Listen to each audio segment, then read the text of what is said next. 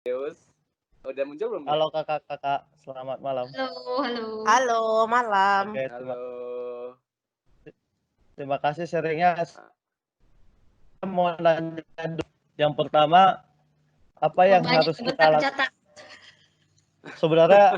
Sebenarnya tadi udah ada jawabannya sih sebagian. Cuma saya mau ngulangi aja biar clear.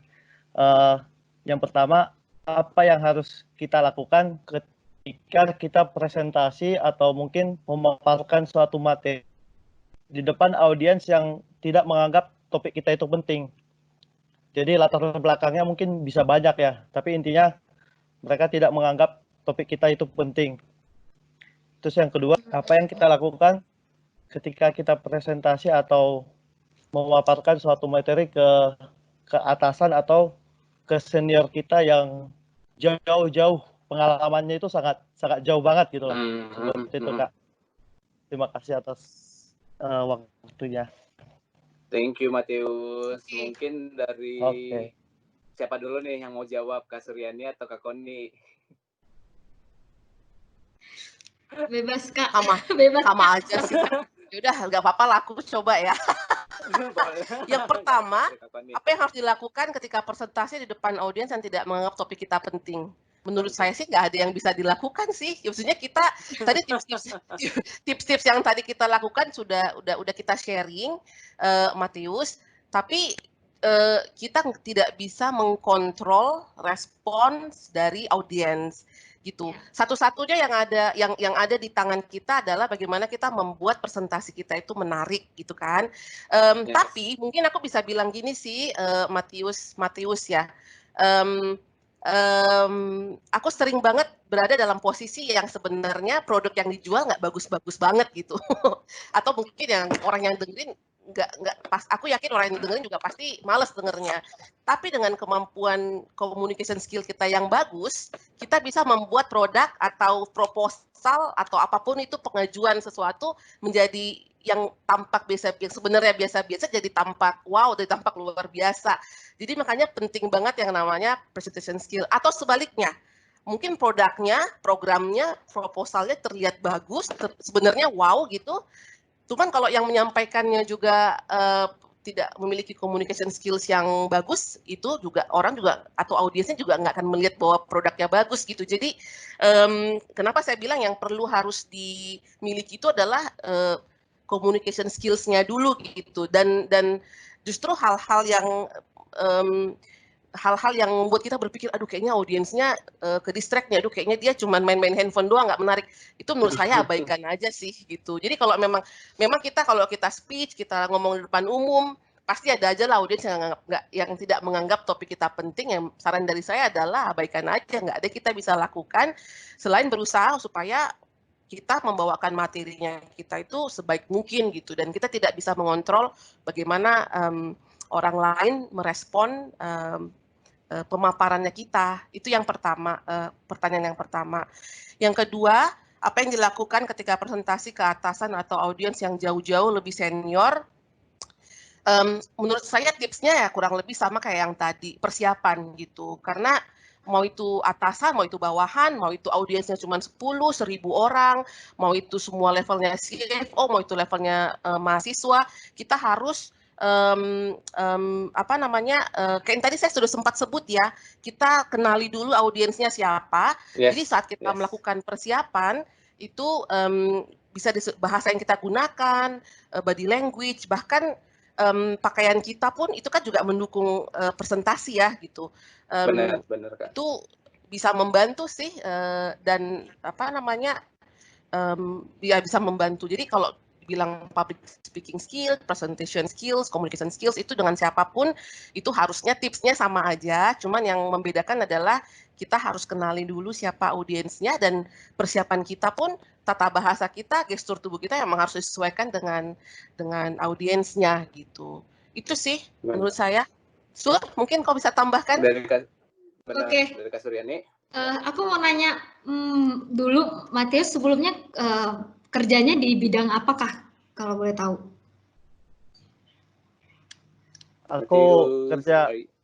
Saya kerja di pertambangan, Kak. Oke. Jadi mungkin Ini berdasarkan kulitnya pengalaman hitam sendiri bukan ya? karena awalnya hitam ya, Kak, kata ditambang Ah, hitamnya.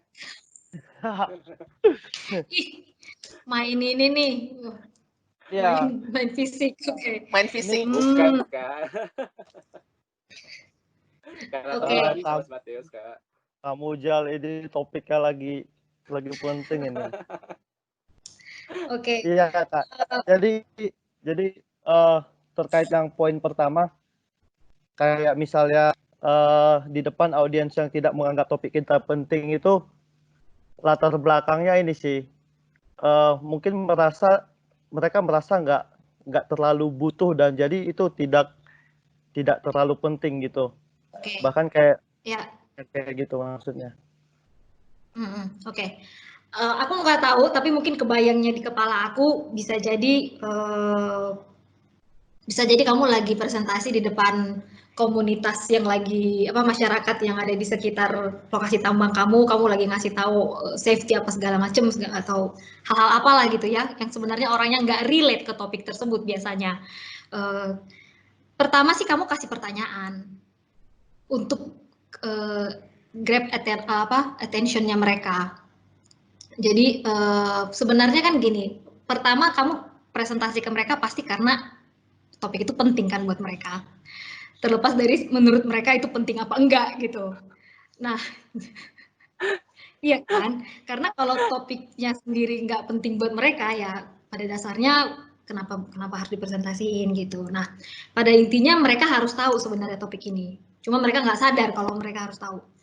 Jadi sebelum kamu masuk ke slide-slide untuk ngasih penjelasan, kamu kasih 1-2 pertanyaan aja gitu. Bapak, dan nggak usah kasih pertanyaan terbuka, nggak bakalan ada yang angkat tangan kemudian menjawab. Benar. Pak, langsung aja tuh kamu ya adalah korban gitu ya di audiens kamu itu. Kamu tanya. Gitu. Hal-hal simpel aja, nanyanya nggak usah pakai jargon lah, yang memang menurut kamu mereka bisa jadi tidak punya jawaban yang pasti sehingga harus dengerin presentasi kamu gitu. Aku sih nggak bisa kasih spesifiknya, tapi itu salah satu tips yang mungkin bisa kamu lakukan.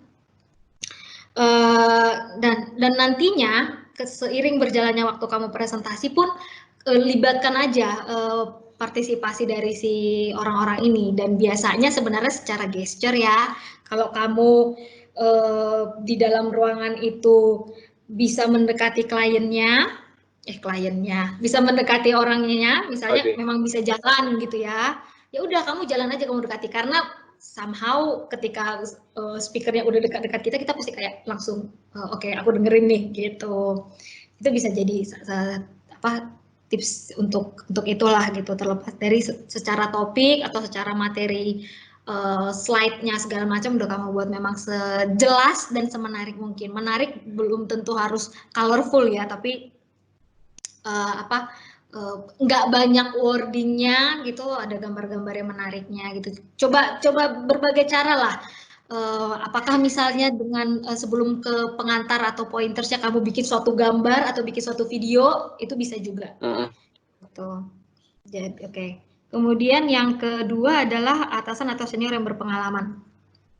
Sebenarnya kalau masih dalam tahap kamu ngejelasin proyek yang lagi kamu kerjakan sih sebenarnya harusnya nggak usah perlu takut ya, kecuali kamu memang lagi assessment untuk naik level gitulah.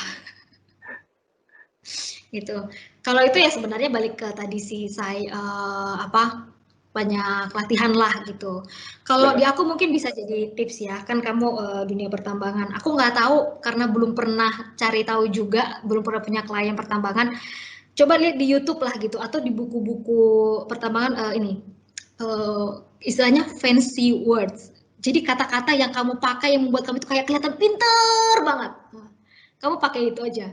Jadi kalau misalnya kayak aku ya, dari sisi komunikasi, sebenarnya aku bisa banget ngasih tahu ke klien tuh kayak gini. Jadi Pak, dengan event ini kita bisa mempublikasikan story atau narasi yang memang udah kita siapkan untuk membangun citra corporate Bapak. Nah, aku bisa kayak gitu secara awamnya ya, tapi aku akan pakai kata ini nih. Kita bisa reverberate nih Pak, story dari gitu. Aku bisa pakai gitu. Kalau nggak pakai reverb break, pakai amplify, yang gitu-gitu kan dapatnya nggak mungkin. Aku dapatnya ada yang dari Bose, ada yang dari aku dengerin TED Talks. Kalau kalian lihat ada di YouTube atau di podcast itu bisa kelihatan gitu. Jadi kalau misalnya aku ketemu fancy words, aku biasanya catat di handphone, gitu. Ya. Itu juga bisa membuat kamu kelihatan pintar. Nah, biar kelihatan pintar nih di bapak yang udah 20 tahunan pengalaman di atas kamu, ya kamu pakai aja 1-2 kata yang memang ini ya, kan karena kamu bidangnya itu, jadi pakai jargon pun nggak apa-apa, gitu. Kecuali kalau lagi sama orang yang benar-benar, ya seperti kata Kak Koni lah, mengetahui audiens gitu. Jadi kalau memang audiens kamu membutuhkan melihat kamu kelihatan smart banget, ya use fancy words, gitu. Mungkin bisa Ya, di halo, Bang. videonya dinyalain juga kalau berkenan. Oh iya. Biar kenal juga nih teman-teman yang lain.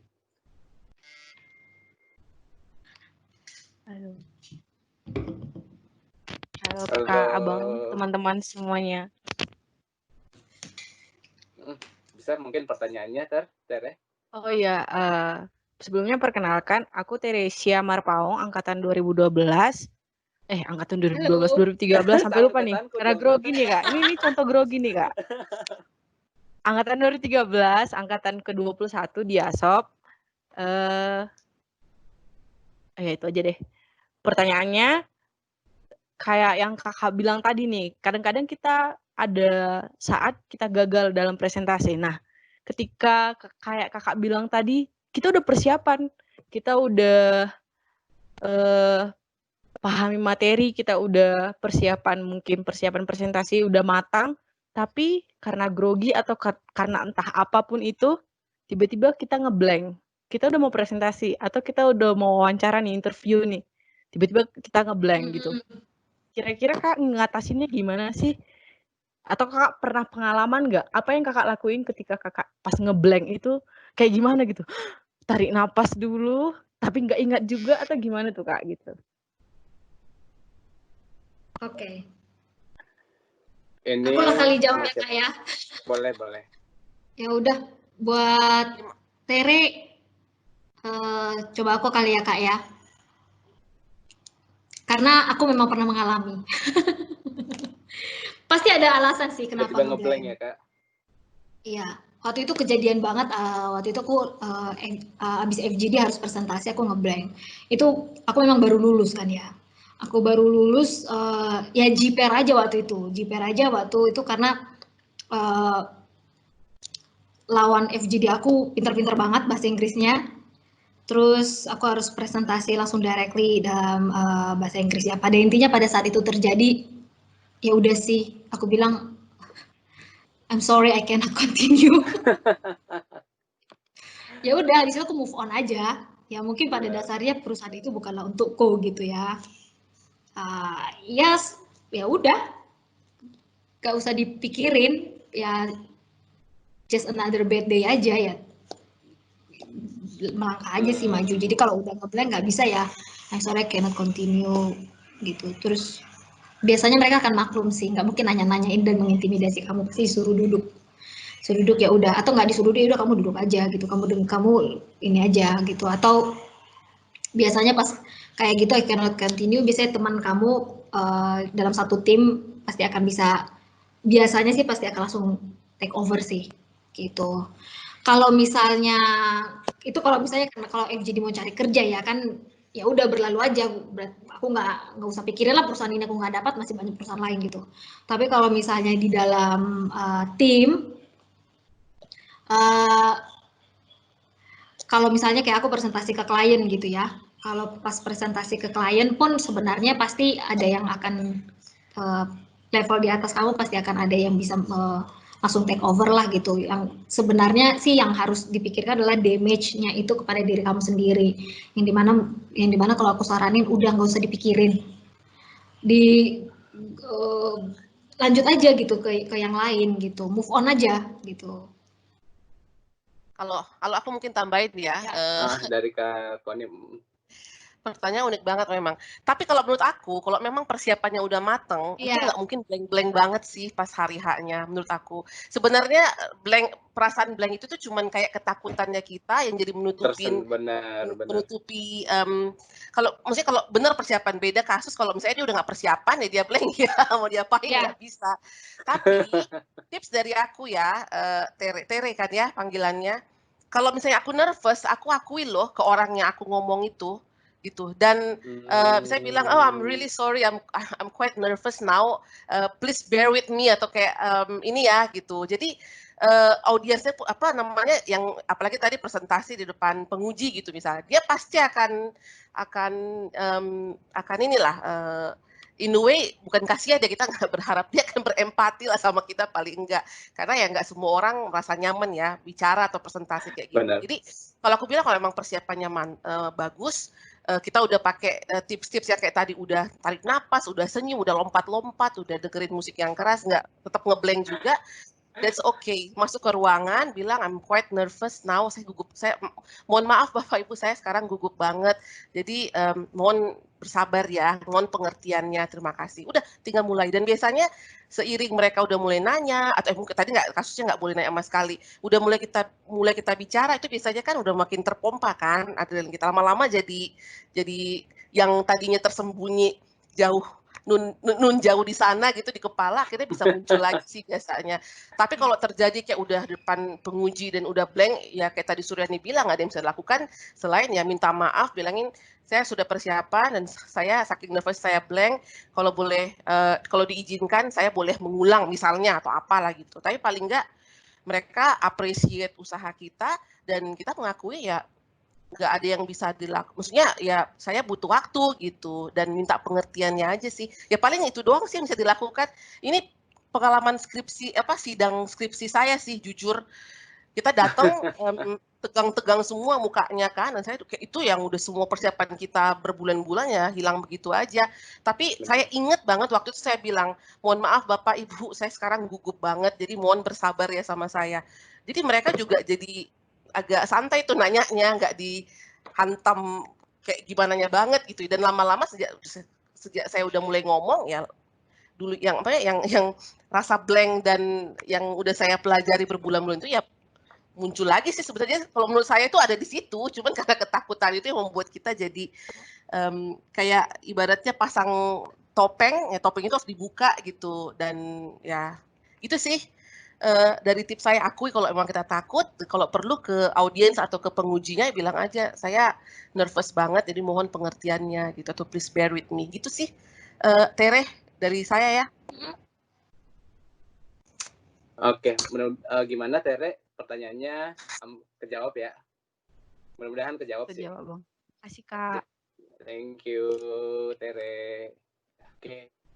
Halo Perkenalan Kak, dulu, terus nanti makasih ya pertanyaannya Kak, apa? sebelumnya materinya sangat berguna buat mahasiswa bukan.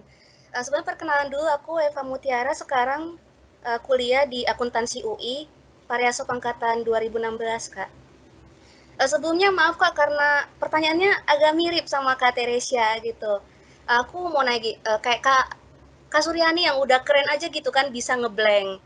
Nah, aku izin sharing Kak, kan aku pernah nih waktu maba ikut buat internship sampai ke FGD. Nah, perusahaannya ini kebetulan bergerak di bidang pangan. Sementara aku kan ekonomi tuh. Nah, kebetulan case-nya itu di luar kapasitasku gitu yang masih maba. Padahal mereka tuh semester 6, semester 8. Jadi kayak sewaktu FGD itu kayak aku betul-betul kayak aku mau ngomong apa kayak gitu. Nah, jadi pertanyaanku yang pertama, aku mau minta gitu Kak, kalau bisa atau kalau ada Kak Suryani atau Kak Koni sharing gitu pengalaman sejenis gitu. Terus yang kedua, sebenarnya dalam situasi seperti itu sebaiknya respon yang kita keluarkan itu bagaimana dan respon apa yang diharapkan gitu dari mungkin moderator ya atau penyelenggara FGD itu sendiri. Makasih Kak sebelumnya. Sur punya pengalaman focus group discussion? Oh iya, Kakak udah lama banget ya, enggak? Aku justru menguji karena aku mungkin jawab pertanyaan Eva yang kedua. Mungkin dari sisi apa yang di-expect sama pengawasnya atau pengujinya atau moderatornya, mungkin aku bisa jawab sedikit lah ya, dalam konteks melihat kompetisi, menguji kompetisi. Tapi mungkin Sur bisa share dari sisi pelakunya, maksudnya peserta focus group discussion-nya gitu. Mungkin duluan, kau duluan Sur. Oke. Aku kalau fokus group discussion ya, kalau menurut aku sih nggak ada yang nggak ada yang gagal. Kalau menurut penilaianku sendiri, kenapa? Kalau topiknya aku nggak tahu, biasanya aku nimpalin aja mereka yang udah ngomong. Jadi kayak misalnya kan aku, aduh, misalnya tentang apa lah ya, politik internasional, gue kan nggak tahu ya kan ya pada saat itu contohnya ya. Adalah nih misalnya dari waktu itu mungkin yang agak relate ya, FGD pertama aku adalah waktu mau ngambil beasiswa Tanoto Foundation. Kan mau bayangkan lah situ anak pintar-pintarnya UI di situ kan ya. Terus dan topiknya kan banyak luas banget. Jadi aku juga mempersiapkan diri juga bingung mempersiapkan diri apa kecuali aku baca berita terbaru lah. Biasanya kan mengarah-arah ke situ. Jadi salah satu triknya adalah misalnya nih ada satu teman kamu yang kayaknya ngasih idenya brilian banget. Nah, biasanya pastinya kita bisa yang kayak, oh ya ini bagus nih idenya, apalagi kalau misalnya kita lalala lili ya gitu. Lagi benar. Iya, jadi nggak harus we come up with new idea juga atau kita harus kasih sesuatu pandangan yang berbeda. Enggak, kalau memang pandangannya benar sesuai dengan topik FGD yang lagi berjalan sih. Yang penting kan supaya FGD itu kan tingkat gitu ya.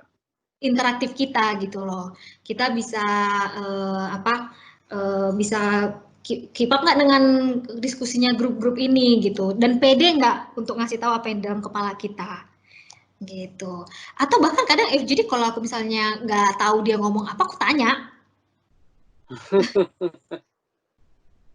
Nah, aku nggak tahu nih sebenarnya berhasil apa nggak di matanya Kak Koni sebagai penguji ya, Say. Mungkin dari Kak Koni Kak nyimpulin. Oke.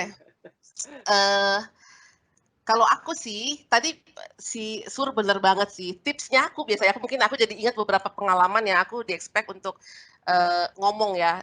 Kan kalau dalam posisiku sekarang itu, dan kerjaan sebelumnya itu setiap tahun kan aku pasti setiap quarter, jadi kayak 3 bulan, 4 bulan sekali pasti aku ke UK, ke London untuk bertemu dengan sesama country head dari setiap negara lah gitu, dan pasti akan ada workshop atau discussion lah ya, mungkin ini dalam konteks pekerjaan bukan kompetisi gitu, fokus grup atau melamar pekerjaan, dan sering banget blank, apalagi bahasa Inggris kan gitu, jadi pakai bahasa Indonesia kadang-kadang kita ngeblank, dan apalagi di situ dalam kapasitas saya sebagai country head, di mana peserta workshop itu kebanyakan yang mereka yang memang background-nya akuntansi, sementara kan saya lebih ke business development kan, jualannya aja memang yang berhubungan dengan akuntansi. Tips dari saya untuk tidak terlihat tidak berpartisipasi adalah kayak tadi Suryani bilang, kita bisa mengulang pendapat orang lain, tapi dengan cara yang pintar. Dengan cara apa? Kita rephrase kalimatnya dengan kalimat kita sendiri, dan biasanya saya selalu mengawali dengan,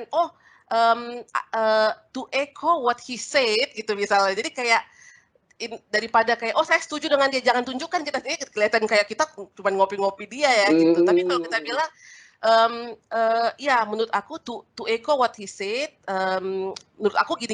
Jadi kita rephrase, terlihat itu memang berarti pas dia ngomong idenya sama dengan yang kepala aku. Jadi tapi dengan cara pintar gitu loh. Jadi kita smooth bilang ya to echo what he said. I think for this gitu loh. Itu tips yang pertama. Kemudian kedua, dalam kapasitas sebagai penguji atau moderator atau yang pengawas gitu, yang biasanya selalu dilihat adalah si peserta tersebut itu menunjukkan intention untuk contribute.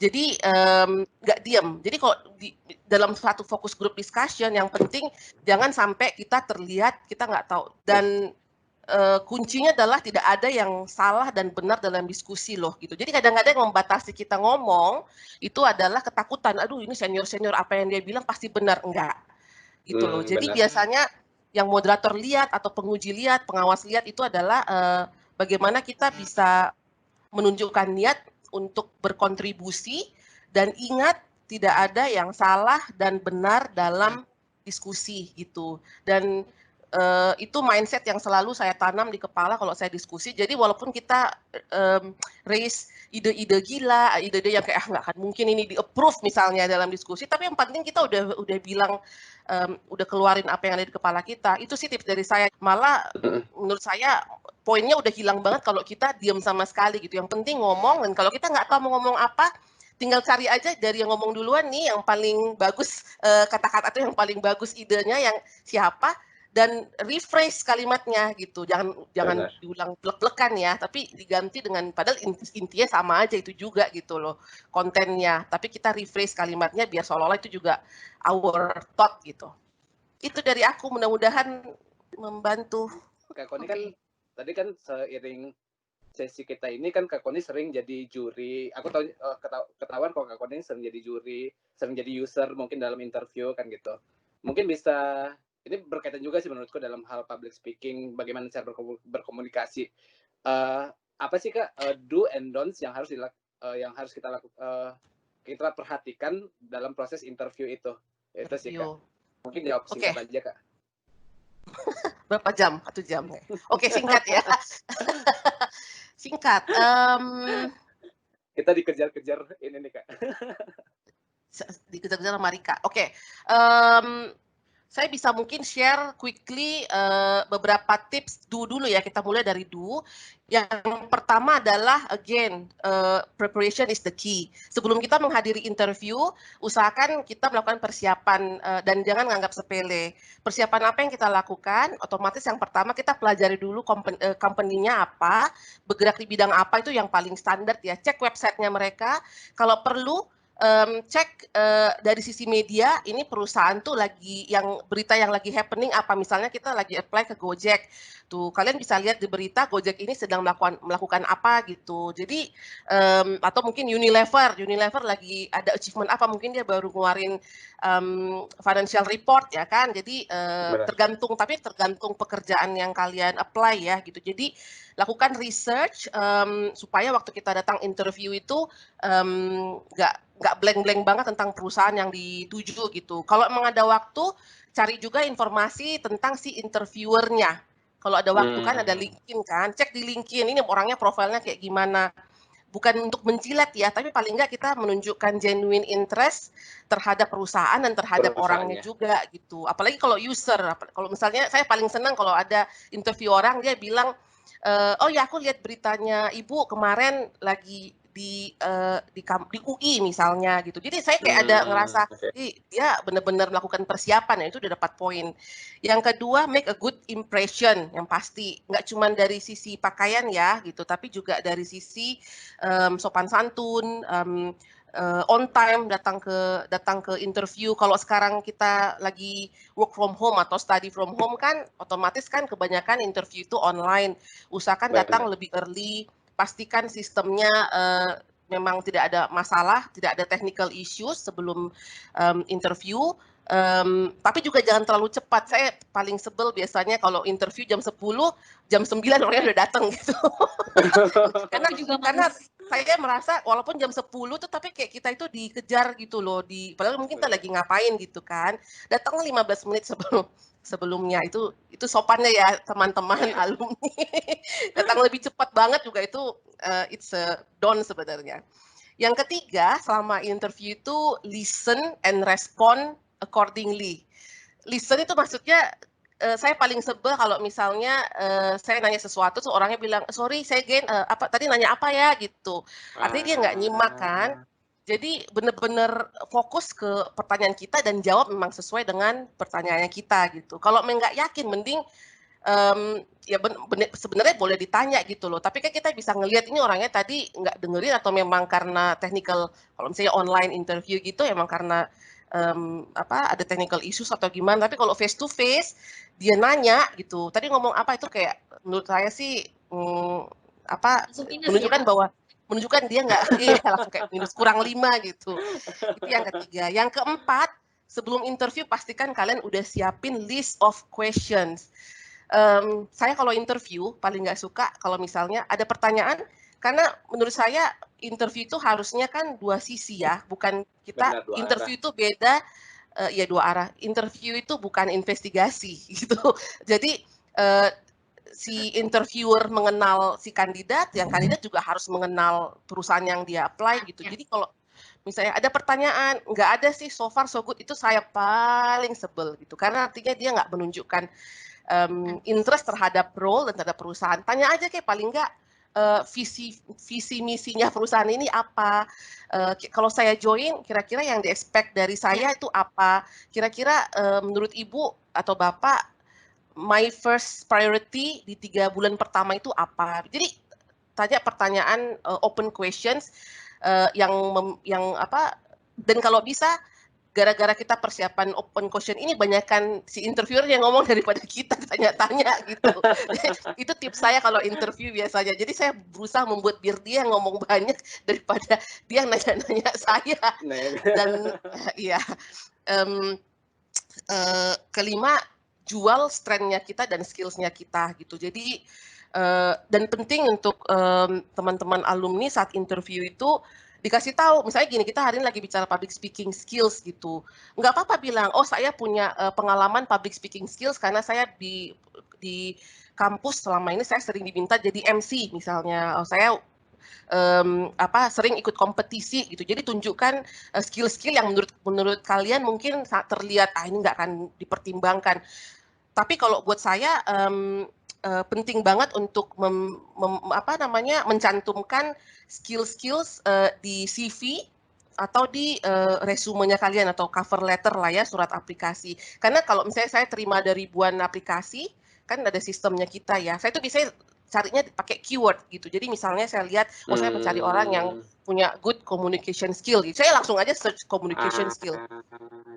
Jadi kalau di CV kalian mau bagus, karena bayangnya 1000 CV, mungkin kita nggak ada waktu untuk filter kan. Jadi saya caranya pakai keyword aja. Saya mungkin Excel skill, PowerPoint atau mungkin communication, public speaking. Jadi pastikan di CV pun kalian udah cantumkan skill-skill apa yang kalian punya. Karena sekarang hiring manager itu sering banget pakai keyword. Jadi carinya pakai spesifik, ketik keywordnya untuk mencari, untuk filter untuk make the first cut lah gitu ibaratnya. Kalau kita bicara don'ts, yang pertama jangan jelek-jelekin kantor yang sekarang atau kantor yang lama. Itu kayak it's a big no. Kalau kalian belum kerja mungkin nggak ada masalah ya. Belum pernah kerja sebelumnya maksudnya. Yang kedua, jangan asal jawab gitu loh, dan jangan bohong terhadap jangan bohong untuk menjawab pertanyaan yang diajukan gitu. Kalau memang jawab apa adanya yang berdasarkan pengalaman kerjanya kalian gitu. Kalau memang jangan bilang, oh saya terbiasa ikut kompetisi, saya terlibat, saya anggota BEM. Kalau memang nggak benar, yang mending nggak usah gitu disebut. Gitu. Pokoknya jangan bohong aja. Yang ketiga, jadilah a good listener and a good talker. Kayak tadi saya udah bilang kan, simak benar-benar pertanyaannya dan respon accordingly gitu. Dan jangan memotong ya, pastikan udah kelar dulu dia nanya, baru kita jawab. Atau kalau lagi online interview nih, jangan terburu-buru jawab, karena kadang-kadang gara-gara technical issue, dia masih ngomong, kita udah jawab. Jadi kesannya kan kayak jadi tabrakan gitu. Jadi mending ada tunggu dulu jedanya, baru kita merespon. Dan keempat, nggak tahu mungkin teman-teman ada yang sudah pernah ngalamin di invite interview itu tapi nggak di lokasi kerja, tapi kayak di kafe atau di restoran. Saya sering banget sih gitu kan. Sambil dan kita tetap harus bersifat profesional walaupun mungkin sambil ngopi santai gitu. Jadi walaupun itu kayak you're having casual conversation, tapi tetap kita juga harus menjawab pertanyaan, juga tetap harus profesional. Karena sekarang kan udah gaul kan gitu. Interview itu nggak mesti datang ke kantor, tapi bisa kayak janjian di mana, di kafe atau di mana gitu. Dan yang kelima, tipsnya adalah untuk mereka yang mungkin berkali-kali datang interview dan gagal, itu benar-benar harus melupakan pengalaman kegagalan sebelumnya, tapi terus mengimprove diri, dan jangan pengalaman buruk yang sebelumnya itu kebawa-bawa nih ke interviewnya kita yang sekarang gitu. Dan kalau bisa kalian set up waktu untuk interview itu ada jedanya. Jadi misalnya ada interview hari ini Senin, kalau bisa Selasa nggak usah ada. Jadi kalian tuh punya waktu untuk mempersiapkan mental, mempersiapkan materi, yang tadi saya bilang cari dulu, research dulu perusahaannya. Benar. Jadi ada jeda untuk kalian itu, just setiap interview itu kalian anggap penting gitu. Jangan cuma sekedar biar cepat-cepat dapat kerja. Itu sih dari saya ya, do and don'ts untuk interview. Thank you Kak Koni. Menurutku sih udah kejawab sih untuk do and don'ts selama interview. Dan mungkin itu sih Ngos-ngosan aku. untuk ya paling untuk menutup sesi penutup dari aku sih untuk sesi public speaking kita kali ini. Menurutku banyak sih tadi dari Kak Koni dan Kak Suryani tips and trick yang akan ngebantu sih menurutku ketika teman-teman abang kakak dan rekan-rekan semua melakukan tips and trick ini, menurutku akan cukup improve sih untuk nanti public speakingnya.